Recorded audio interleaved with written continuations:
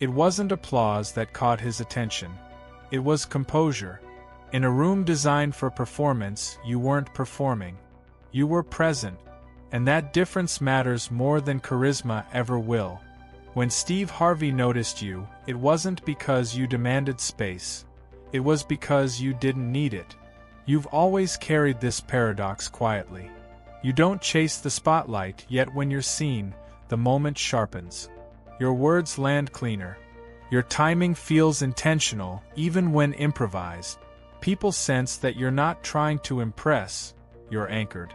That anchoring creates gravity. And gravity doesn't announce itself. It's felt. What impressed him wasn't confidence in the loud sense. It was clarity without strain. You didn't rush to fill silence. You didn't pad your message with theatrics. You let meaning arrive at its own pace. In rooms where momentum is manufactured, that restraint stands out immediately. It tells experienced eyes that you understand something deeper than technique. You may have noticed this pattern long before this moment. How people lean in when you speak, even when your volume stays low. How humor around you feels grounded rather than frantic. How stories you tell don't inflate themselves, they resolve. That resolution is rare. It comes from knowing what to leave out as much as what to say. The impression wasn't about talent. Talent excites briefly. What you showed was alignment. Your inner rhythm matched your expression. There was no lag between thought and delivery, no desperation to be liked. That congruence is what seasoned communicators recognize instantly. Can't be trained quickly, and it can't be faked for long. You didn't mirror the room, you stabilized it. That's why attention gathered without effort. You didn't outperform anyone. You settled the space, and when a space settles, truth becomes audible. This is why your presence changes conversations without dominating them. You don't raise energy, you organize it. You may wonder why moments like this feel both validating and strangely unsurprising. It's because you weren't waiting for recognition to know who you are. You were already moving with coherence. Recognition simply brushed against something that was already intact. It didn't create confidence, it confirmed posture. This story isn't about celebrity approval. It's about what seasoned eyes notice when performance drops and presence remains. You weren't impressive because you tried. You were impressive because you didn't fracture under attention. That steadiness is the real signal. And this is only the beginning of what that signal does next, when recognition meets restraint and momentum starts to form without noise. What followed that impression wasn't immediate opportunity, it was assessment. Experienced observers don't rush to praise what they don't yet understand. They watch how presence behaves over time. They notice whether composure survives repetition, whether clarity holds when the room shifts, whether restraint remains intact when attention grows. You've lived through this phase before without naming it. After a moment where others lean in, things often go quieter around you. Fewer reactions, more watching. This isn't indifference, it's calibration. People who recognize substance don't respond impulsively. They test consistency. What they're sensing is whether your steadiness is situational or structural. Anyone can appear composed once. Fewer can maintain alignment when expectations form. You don't become sharper to meet attention, you become simpler. Your language tightens. Your timing stays honest. You don't inflate to match projection. This is where many people break. Recognition invites performance. Performance invites drift. Drift fractures clarity. You don't take that path. You return to fundamentals. You listen more than you speak. You let silence do its work. You don't overcorrect to maintain interest. That refusal is noticed. You may feel the subtle pressure to do more after being seen. To capitalize, to expand, to explain yourself, but something in you resists acceleration that isn't earned. You understand that momentum built on distortion collapses later. So you allow momentum to gather instead of forcing it forward. This restraint changes how others engage you. They stop testing you with noise and start testing you with substance. Questions deepen. Conversations slow.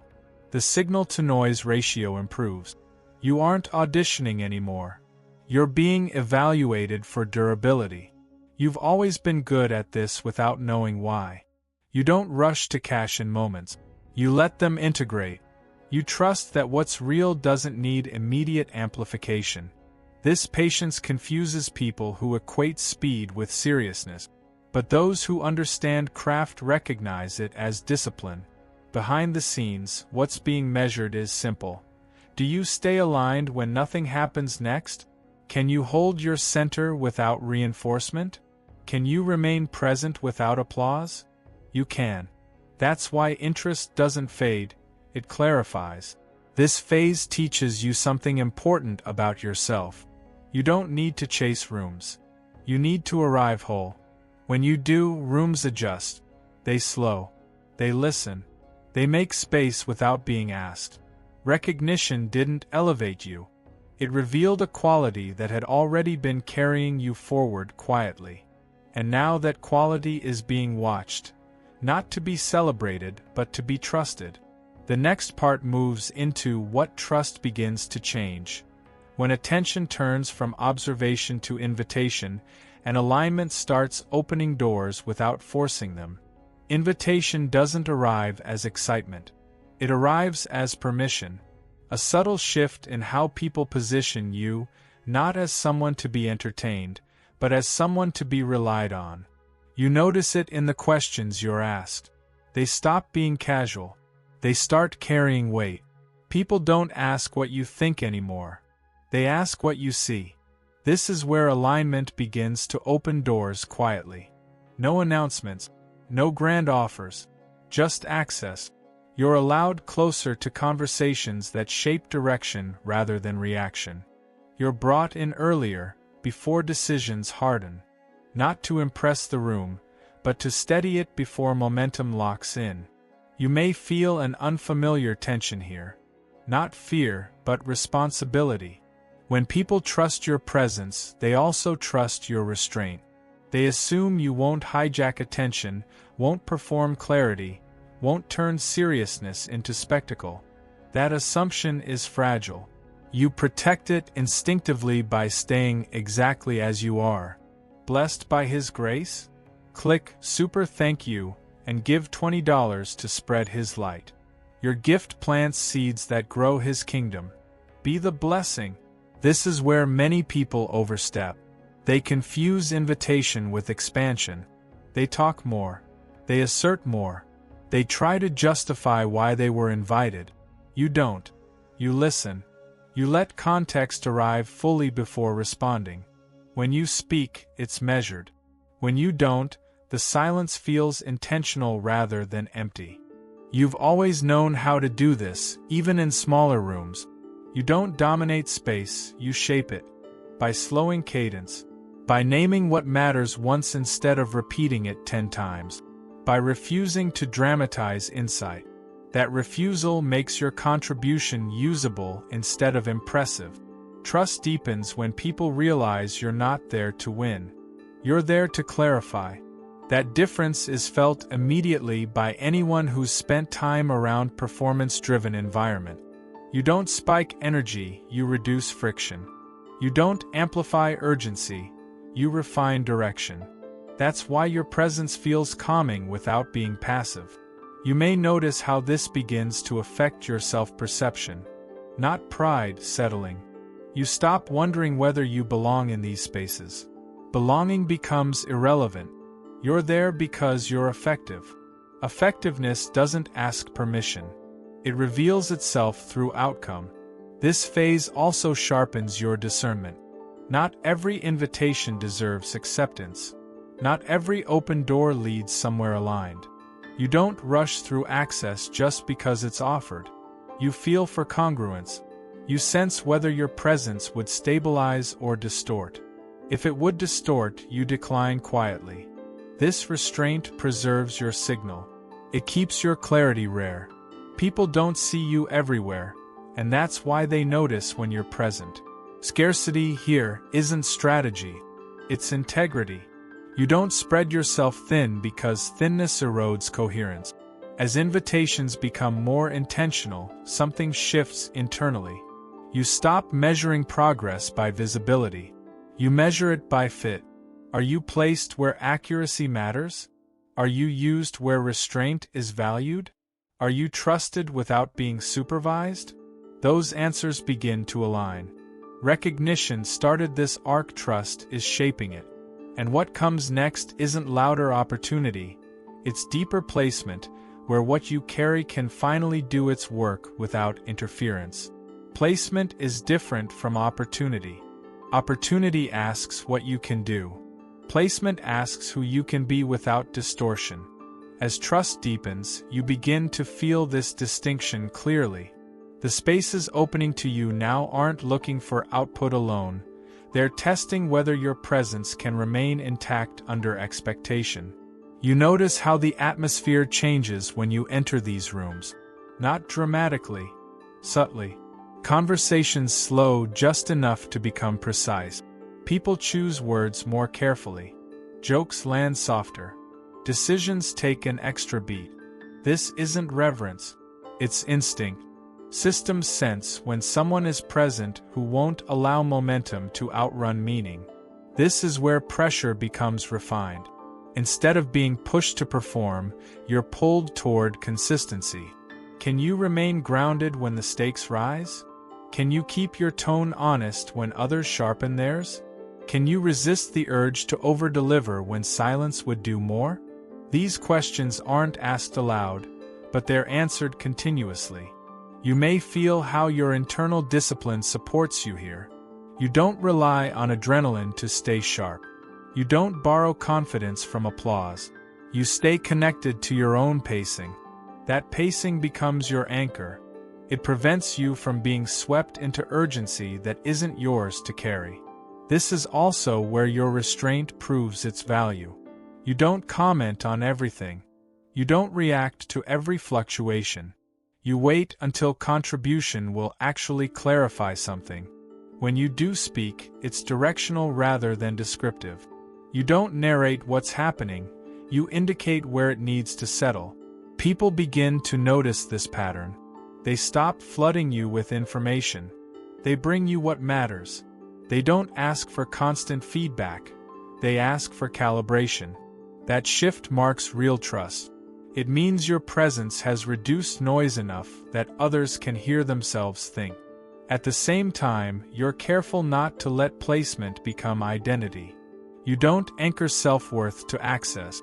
You remember that alignment comes from within, not from proximity to influence. This memory keeps you flexible. You can step back without losing center. You can step forward without inflating importance. You may sense moments where the old reflex to prove flickers briefly. Not loudly, just a suggestion. You let it pass. You've learned that proving dissolves the very quality that earned trust in the first place. You don't need to justify your seat. Your presence already did. This phase feels quieter than earlier ones, but it's heavier in consequence. Fewer eyes, more impact.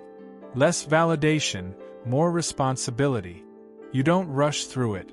You respect it. You understand that placement isn't about arrival, it's about sustainability. And sustainability requires something deeper than skill. It requires self-alignment that doesn't wobble when conditions shift. The next part moves into how you protect that alignment when expectations grow, when demands increase, and when the temptation to accelerate becomes strongest. Protection of alignment becomes an active choice once expectations rise. Not defensive, intentional. You begin to recognize the subtle pull to accelerate, to expand output before integration has finished. That pull feels flattering at first. It sounds like momentum, but you've learned the difference between movement and drift. You slow down at exactly the moments others speed up. Not to resist progress, but to preserve coherence. You ask fewer questions publicly and answer fewer privately. You reduce explanation. You increase accuracy. This isn't withdrawal. It's filtration. You let only what belongs move forward with you. Expectations test posture more than pressure ever could. Pressure is obvious. Expectations arrive disguised as opportunity. They suggest scaling before structure, visibility before grounding, amplification before readiness. You don't reject these outright. You assess their timing. You sense whether they serve alignment or threaten it. This is where your internal rules matter. You don't accept roles that require fragmentation. You don't agree to timelines that erode clarity. You don't promise outcomes that depend on momentum rather than truth. These boundaries aren't negotiated loudly. They're held quietly, and that quiet is what keeps them firm. You may notice how this changes the kind of respect you receive. Some admiration fades. Deeper trust grows. People stop expecting you to impress and start expecting you to hold. Hold direction. Hold tone. Hold the line when urgency tries to rush meaning. That holding becomes your signature. There's also a personal shift here. You stop measuring your own value by how much you can carry. You measure it by how cleanly you can set things down. You decline without apology. You defer without insecurity. You choose fewer commitments and honor them fully. This selectivity strengthens your presence rather than shrinking it. Acceleration tempts everyone eventually. You feel it too. But you've learned that speed without alignment multiplies correction later. You'd rather move once cleanly than rush and repair. That preference isn't cautious, it's efficient over time. It's how you keep momentum without burning integrity. As expectations stabilize around this reality, something settles internally. You trust yourself not to be pulled off center by praise or pressure. You don't need to prove discipline, you practice it. You don't announce restraint, you embody it.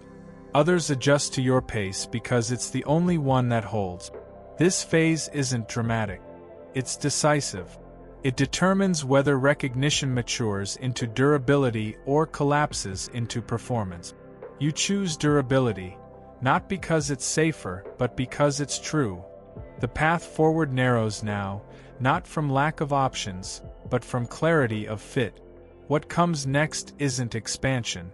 It's consolidation, where everything you've learned becomes usable without effort. Consolidation feels quieter than growth, but it carries more weight. It's the phase where nothing new is added, yet everything sharpens. You notice how habits tighten, language simplifies, and decisions require fewer internal negotiations. This isn't reduction, it's integration. What once needed effort now happens by default.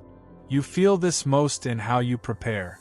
You don't over-prepare to compensate for doubt. You prepare just enough to remain accurate. Excess falls away. You trust your baseline. That trust changes how you enter rooms. Calm, receptive, and ready without tension. Readiness stops being a performance and becomes posture. People sense the difference.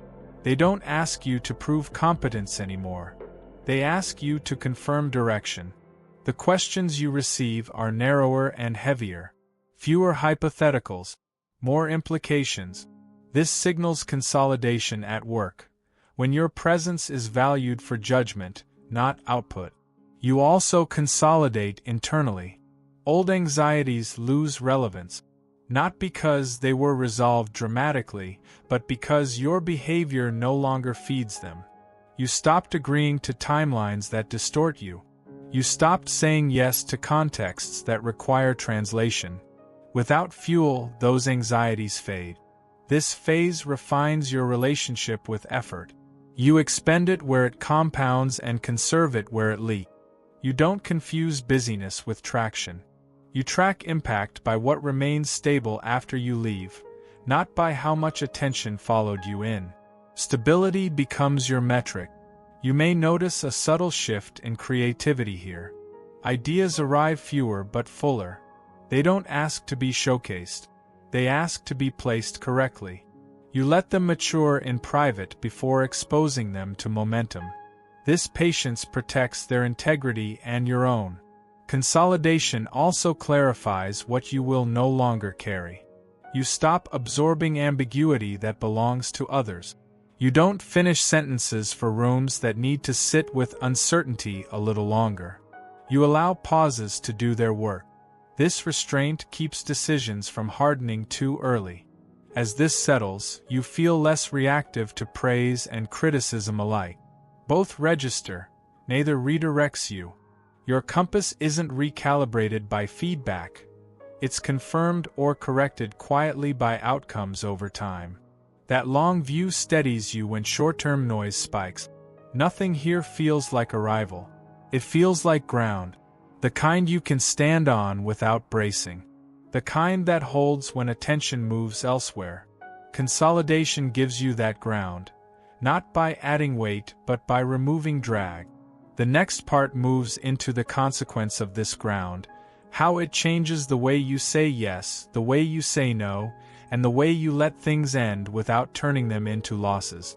Saying yes becomes cleaner once ground is secure. You no longer agree out of momentum or decline out of caution.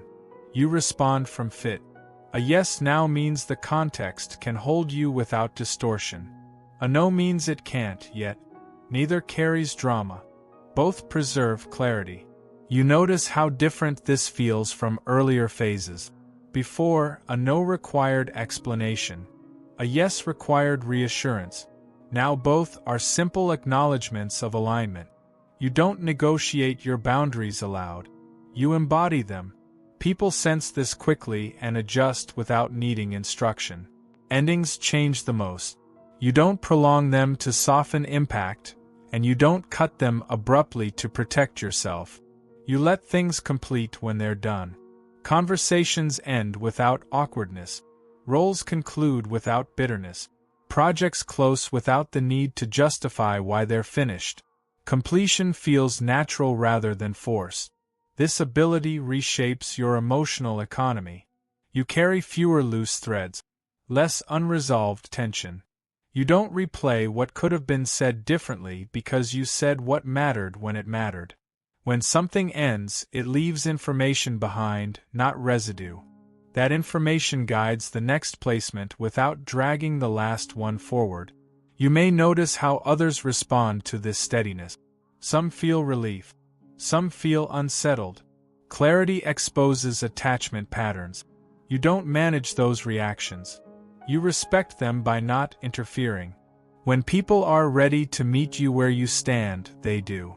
When they aren't, distance forms without hostility. Your yes gains weight because it's rare and considered. When you commit, you're fully present. You don't hedge. You don't overpromise. You deliver proportionally and reliably. That reliability builds trust that doesn't need monitoring. People stop checking. They start assuming correctness. Your no gains respect for the same reason. It isn't reactive. It isn't defensive. It doesn't arrive late. It arrives early enough to prevent friction. Over time, this teaches others how to approach you. They come prepared. They bring clarity. They don't test boundaries that aren't porous. As endings become clean, beginnings do too. You don't rush novelty. You let context assemble before entering. When you do enter, you do so without carrying unfinished business from elsewhere. This freshness keeps your attention sharp. It prevents overlap that blurs judgment. There's a quiet satisfaction here, not excitement, not pride. Just the sense that movement has become accurate. You're no longer managing transitions. You're allowing them. That allowance conserves energy and preserves integrity across cycles. What comes next isn't bigger. It's steadier. The final stretch isn't about adding anything. It's about letting what's already aligned continue without interference. Steadiness reveals itself most clearly when nothing is demanding your reaction. In these moments, you notice how little effort it takes to remain aligned. You aren't holding yourself together anymore. You're simply standing where things make sense. That difference changes how time feels around you. Days stop blurring. Not because they're dramatic, but because they're distinct. Each decision has a beginning, a middle, and an end. You don't carry yesterday into today unless it still belongs. This keeps your attention clean. It also keeps your energy available for what's actually in front of you. You may notice how this affects your inner dialogue. It quiets, not from suppression, but from resolution. Fewer arguments, fewer justifications. You don't need to convince yourself anymore. When something aligns, you move. When it doesn't, you wait. There's no internal committee debating the obvious. Others sometimes mistake this calm for detachment. It isn't. You care deeply, but selectively. You invest where your presence strengthens structure, not where it's used to compensate for confusion. This discernment protects your care from becoming depletion. You don't harden. You refine. This phase also shifts how you experience uncertainty. It no longer feels like a threat that needs to be neutralized quickly. It feels like space where form hasn't arrived yet. You're comfortable there. You've learned that forcing certainty too early creates fragility later. So you let uncertainty breathe until it organizes itself. You might notice how rarely you feel rushed now. Deadlines still exist. Stakes still matter. But urgency doesn't hijack you. You separate importance from panic. That separation allows you to respond proportionally rather than reactively. Proportion becomes your quiet advantage. As steadiness deepens, your presence starts to set tone without effort. Meetings run cleaner. Conversations resolve faster. People adjust pacing around you without being asked. You don't impose order, you invite it by staying accurate. Accuracy is contagious when it's calm. This is also where you stop wondering whether you're doing enough. Enough becomes irrelevant. What matters is correctness of placement and timing. You'd rather do one thing cleanly than 10 things noisily. That preference compounds over time. It builds trust that doesn't fluctuate. You may feel a subtle gratitude here, not toward events or recognition, but toward yourself, for not abandoning alignment when speed was rewarded, for not trading clarity for approval, for letting things mature instead of forcing them forward. That gratitude isn't emotional, it's grounded. Everything is now set for closure. Not a dramatic one, a natural one, the kind that happens when nothing is unresolved and nothing is being carried unnecessarily. One final part remains. Not to explain, not to inspire, but to end the story the way you now move, quietly, accurately, and without needing permission. Nothing announces completion. You recognize it by the absence of drag. The subtle weight that once asked for interpretation is gone. What remains is orientation, steady, practical, and quiet enough to work without supervision. You don't feel finished. You feel placed. You move now without checking the room for permission. Not because you're indifferent to context, but because context reads you accurately when you're aligned. You don't inflate presence to be felt. You don't minimize it to be accepted. You arrive as you are, and the room adjusts its pace around that reality. There's a calm precision in how you act. You don't rush clarity, and you don't delay it either. When something is ready, you step. When it isn't, you wait. This rhythm isn't cautious, it's economical. It saves energy by avoiding correction later. It saves trust by keeping promises proportional to readiness. You no longer narrate your progress internally. The urge to summarize fades because nothing is unresolved. You don't need to replay moments to extract meaning. Meaning already integrated itself through consistent choice. What mattered stayed. What didn't dissolved without argument. Recognition, when it comes, lands softly now. You register it without leaning on it. Praise doesn't redirect you. Critique doesn't destabilize you. Both become information, useful only if they sharpen placement. Otherwise, they pass through without residue. You notice how clean your endings have become. Conversations conclude without tension. Commitments close without guilt. Transitions happen without drama. You don't cling to what worked once. You honor it by releasing it when its work is done. That release keeps your attention available for what's next without pulling you forward prematurely. The story that carried you here can loosen its grip. The language did its job. The metaphors served their purpose. What remains doesn't need explanation to function. It operates through timing, restraint, and accuracy, habits you've practiced long enough to trust. You continue this way not as a statement, but as a method. You listen. You choose. You adjust. You let results speak without amplification. The world remains noisy. You remain readable to yourself. That readability is the advantage that lasts. There's nothing to prove, nothing to announce, nothing to hold. You're already moving,